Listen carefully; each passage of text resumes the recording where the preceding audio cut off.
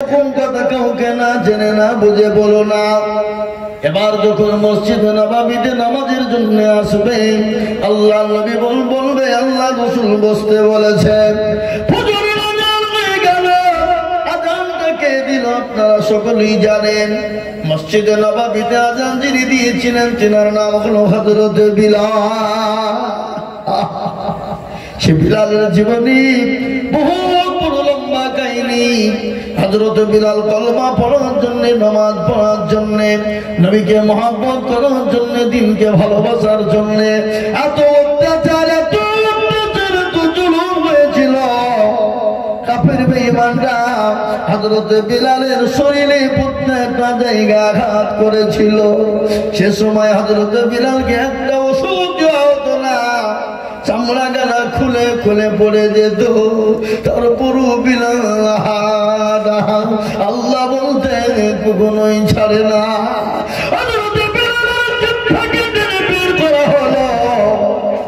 টেনে বের করে পেড়াত মেরে দেওয়া হলো। বিলাল একটা বার বল নবীকে চিনি না, একটা বার বল আল্লাহকে মানি না। তার বড় বিলাল মুখের কাছে কান লাগে বেঈমানরা শুনতো। আবু জাহেল আবু লাহাব উতবা হযরতের দিলের ভিতর থেকে, বিলালের দিলের ভিতর থেকে বেরিয়ে আসতো। হ্যাঁ মুসলমান, ওরকম অত্যাচার যদি আজকে আমাদের উপরে হতো, আমরা নামাজ কবি ছেড়ে দিতাম, মসজিদ মুখী হতাম না। ঠিক না ধরে বলো, কত কষ্ট দিয়েছে। মুসল্লি সব জমা হয়ে গেল, ফজরের জামাত হয়ে গেল। এ মুসলমান, আজকে তো আমাদের দেশের মানুষ বেলা ৮টা-৯টা পর্যন্ত বিছানায় ঘুমায়, ফজরের আযান শুনতে পাই না। আর যদিও পাই কিন্তু তাদের উঠতে মন চাই না। আছে না নাই বলুন? কেমন করে ঘুমাও তুমি ফজর করে কাজা, এমন তো হতে পারে জোহরে জানাজা মানুষ, এমন তো হতে পারে জোহরে জানাজা। কেমন করে ঘুমাও তুমি ফজর করে কাজা, এমন তো হতে পারে জোহরে জানাজা মানুষ, এমন তো হতে পারে জোহরে জানাজা। মুসলিম হয় না জন্ম নিলে মুসলমানের ঘরে, কাফের মুমিন পার্থক্য হয় সালাতের পরে, মানুষ নামাজের পরে।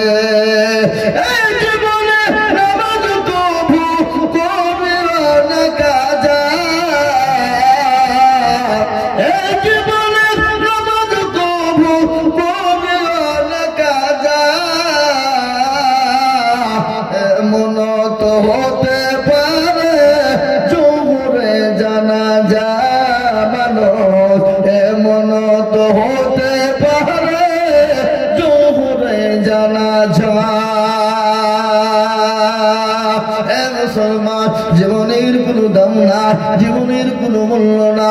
আজ আজকাল চলে যাব, বাড়িতে চলে গেলাম, ঘুমিয়ে গেলাম, চোখ দুটো যদি খুলে যায় তবে তো ইহকাল, আর চোখ দুটো যদি বন্ধ হয়ে যায় তো পরকাল।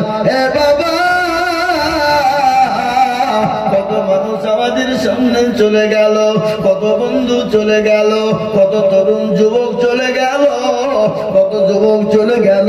কত রমজান মাসের একটা ঘটনা। এ বাবা, সন্তান কিন্তু কেরালাতে ৩ বছর ধরে কাজ করে, কর্ম করে, মা প্রতিদিন ডাকায়, রে বেটা আমি তোর চেহারা কান একবার দেখবো রে বেটা। ও বেটা, আমি যে তোর মা জন্ম দুঃখিনী, আয় রে বেটা 27-এর দিন হয়ে গেল, ঈদের নামাজের টাইম হয়ে আসবে। মাকে কল দিয়ে বলে, মা গো আমি তো বাড়ি চলে আসছি, আমি এখন বহরমপুর ঢুকে গেলাম, ও মা একসঙ্গে সেহরি খাবো। এই বলে যখন কথা বলে বাবা, মা কিন্তু ডাক দিয়ে বললে, দেখি ঘড়ি দেখি, মা আনন্দ করে রান্না করেছে, সন্তান খাবে বাবা। টাইম শেষ হয়ে যায়, খাবার টাইম শেষ হয়ে যায়, কিছুক্ষণ পরে খাওয়া দাওয়া করে সবাই ঘুমিয়ে গেছে, বাপ ভাই বোন আত্মীয় স্বজন ঘুমিয়ে গেছে। মা কিন্তু যায় নামাজের পাটিতে বসে বসে সন্তানের জন্য দোয়া করে। মায়ের ভিতর কিন্তু বড় কারো মন ভালো না, মায়ের ঘুম হয় না। কিছুক্ষণ পরে আপনার ফোন আসছে, কিড়িং কিড়িং, কে গো? বলে চাচি এ মোবাইলটা রাস্তার ধারে পড়েছিল, গাড়ি একটা অ্যাক্সিডেন্ট হয়ে গেছে, সারি সারি লাশ পড়ে আছে, জানি না এর ভিতরে আপনার সন্তান আছে কিনা। মা বুঝতে পেরেছে আমার কলিজা সন্তান কোন বইয়ের দুনিয়ার জমিনে বেঁচে না। স্বামীকে ডাকলেন, ছেলে মেয়েকে ডাকলেন, সবাই দলে দলে উঠলো, তাড়াতাড়ি করে অ্যাম্বুলেন্স নিয়ে চলে গেল। বাবা রাতে বসতে এক পরে এক লাশের মুখ কান উপরে উঠে দেখে মুখ ঢাকা আছে, বেটা না। শেষের দিকে কাপড় খানা তুলে দেখে কলিজার টুকরা সন্তান এহ জগতে আর বেঁচে না। বেটা মা বাপুল বাপর বেটা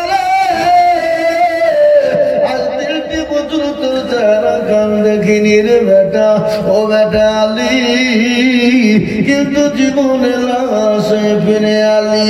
মা পাগল হয়ে গেছে, অ্যাম্বুলেন্স লাশ নিয়ে বাড়িতে ঢুকে মা বলছে, কার কপাল ফুলল রে? কিছুক্ষণ পরে দেখে নিজের পরিচয় সন্তান।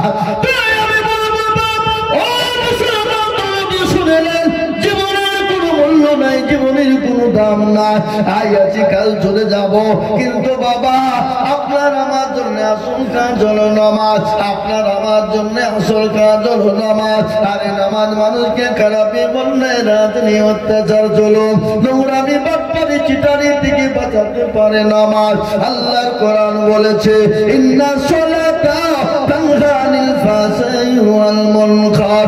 আল্লাহ বললেন মানুষকে চতুর্দিক থেকে হেফাজত করবে নামাজ, নামাজ। তাই তো সে সাহাবাদের নামাজের কথা বলছিলাম।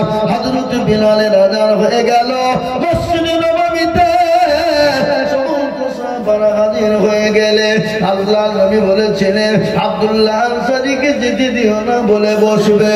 আব্দুল্লাহ আনসারী বসে গেলেন, বিশ্ব নবীর দরবারে সাহাবায়ে কেরামদের কাছে বসে গেলেন। আল্লাহ নবী সাহাবাদের সামনে বললেন, আব্দুল্লাহ, ও আব্দুল্লাহ আনসারী বলো তুমি কেন কোরআনের মজলিসে বসো না? বলে নবী গো, আমি মনে করেছিলাম জীবনেও কোনোদিন কাউকে বলবো না, কিন্তু ইয়া রাসূলুল্লাহ আজ আপনি জিজ্ঞাসা করেছেন, আমি না বলেও থাকতে পারি না। বলে কি হয়েছে একটু বলবার? বলে ইয়া রাসূলুল্লাহ আমি আপনার পেছনে মসজিদে নববীতে জামাতে নামাজ পড়ে আমি সঙ্গে সঙ্গে বাড়ি কেন চলে যাই? বলে কেন চলে যাও? বলে নবী গো, আমার বাড়িতে দ্বিতীয় কোনো কাপড় নাই গো নবী।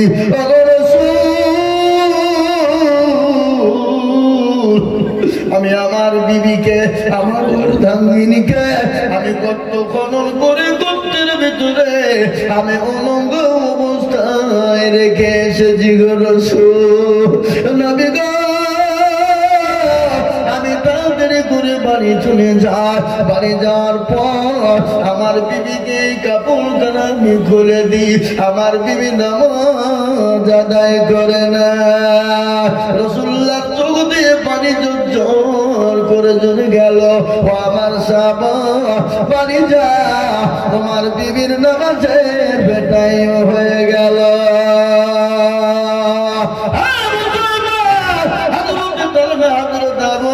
তিনি বাড়ি চলে গেলেন, আব্দুল্লাহ আনসারী বাড়িতে গেলেন, বিবিকে বললেন বিবি রে দরজা খোলো। বিবি বলেন স্বামী গো আপনার দেরি হয়ে গেল কেন? আমার নামাজ বেটে হয়ে গেল, আমি কিয়ামতের দিন আমি আল্লাহর কাছে কি জবাব দিব গো স্বামী? আপনার দেরি হয়ে গেল কেন? স্বামী বলে বিবি রে আমি মনে করেছিলাম জীবনেও কোনোদিন কাউকে জানাবো না, আমি আমার বিবি জানবে আর আমার আল্লাহ ছাড়া তৃতীয় চতুর্থ কাউকে জানাবো না। ও বিবি আজকে রাসূলুল্লাহ জেনে নিয়েছেন, সাহাবারা জেনে নিয়েছে। ও বিবি আজকে আমাদের অভাবের অনটনের কথা জেনে নিয়েছে, এই জন্যই দেরি হয়ে গেল। স্বামী স্ত্রীতে আল্লাহর কাছে দোয়া করে বাবা। এদিকে রাসূলুল্লাহ ডাক দিয়ে বললেন ও সাহাবারা যাও বাইতুল মাল থেকে কিছু মাল নিয়ে গিয়ে তুমি তাকে দাও, তাকে কাপড় চোপড় দাও। বাড়িতে গিয়ে সালাম দিল, সালামের কোন রকম কোন উত্তর নাই। দরজা খুলে দেখে আল্লাহর দুইজন বান্দা বান্দি, তারা আল্লাহর মেহমান হয়ে আল্লাহর জান্নাতে তারা চলে গেছে।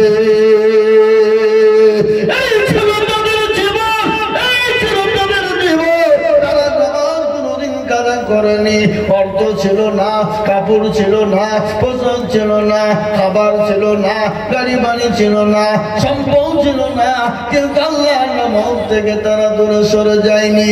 আর না থাকার কারণে আল্লাহ তাদের জন্য জান্নাতকে খুলে দিয়েছে। তাই আমি আপনাদেরকে বলবো ও বাবা দুনিয়া করবেন করুন, বাধা না, কিন্তু আল্লাহর নাম ছাড়া আপনারা দেবেন না, আল্লাহর কোরআন থেকে বঞ্চিত হবেন না, আল্লাহর ঘর মসজিদ থেকে বঞ্চিত হবেন না। আল্লাহর দিনকে আঁকড়ে ধরবে, দুনিয়াতে শান্তি, কবরেতে শান্তি, পরকালেও শান্তি। কবর বড় কঠিন বাবা, আমি আপনাদেরকে শোনাবো আল্লাহ নবী বিশ্ব নবীর বিবি মা খাদিজার ঘটনা। হযরত মা খাদিজা কবর সম্পর্কে কি বলেছে এটা আমি আপনাদেরকে শোনাবো, কিন্তু তার আগে বলবো বাবা এটা হলো ঈদগাহের উন্নতিকল্পে জালসা। আমি আপনাদের কাছে একবার হাদিস পড়েছি, রাসূলুল্লাহ বলেছেন মান বানা লিল্লাহি মাসজিদান বানাল্লাহু লাহু বাইতান ফিল জান্নাহ। আমার রাসূল বলে গেলে যারা দুনিয়ার জমিনে মসজিদ বানিয়ে দেবে, ঈদগাহ বানিয়ে দেবে, আল্লাহ তার কিয়ামতের দিন জান্নাতের ভিতরে জায়গা করে দেবে। খালি জায়গা নেই বাবা, আল্লাহ তার জন্য জান্নাতে একটা ঘর তৈরি করে দেবে।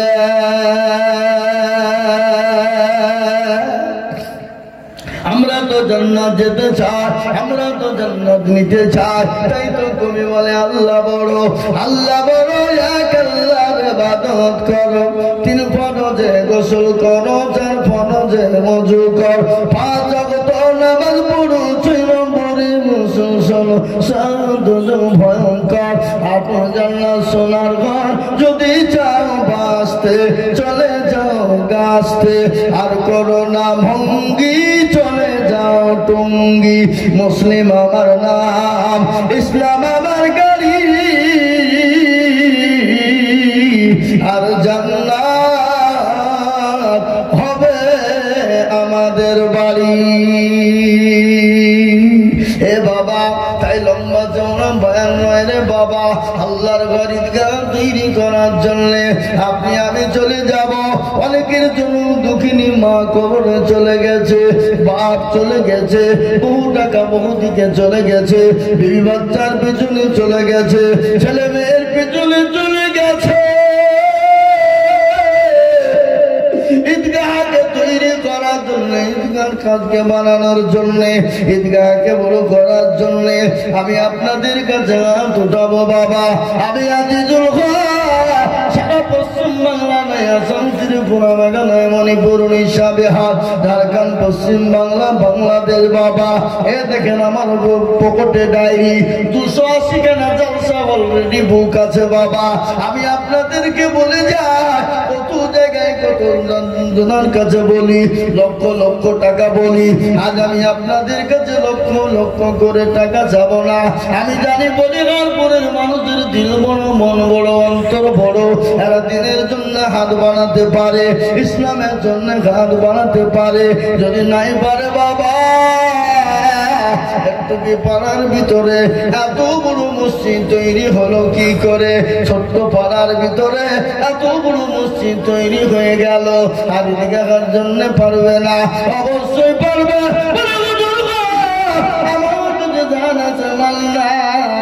হুজুর আমি পরে দিয়ে দেব, অল্প অল্প করে দিয়ে দেব ইনশাল্লাহ।